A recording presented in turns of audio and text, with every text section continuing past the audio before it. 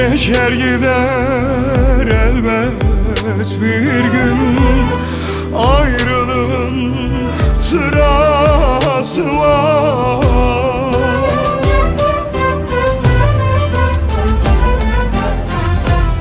Zannetme ki unutamam bu gönlümü, avutamam.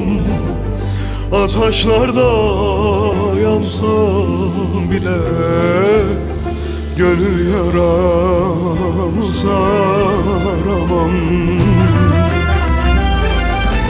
Ben kimleri unutmadım, seni de unutacağım.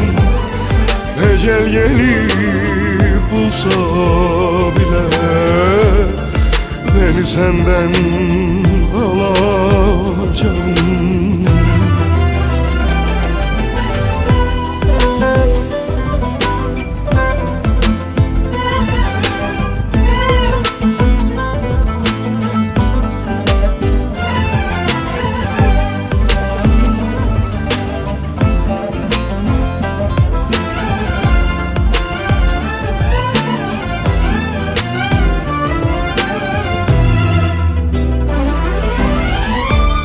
Sen istedin ey sevdiğim, ayrıldı bak yollarımız.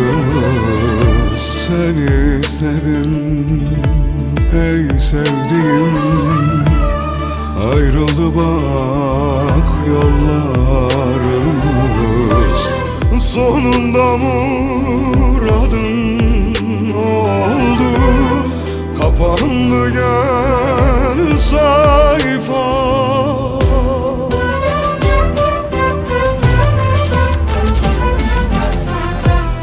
Zannetme ki unutamam bu gönlümü, avutamam. Ataşlarda yansam bile gönül yaramı saramam. Ben kimleri unutmadım, seni de unutacağım. Ecel gelip bulsa bile beni senden alacağım.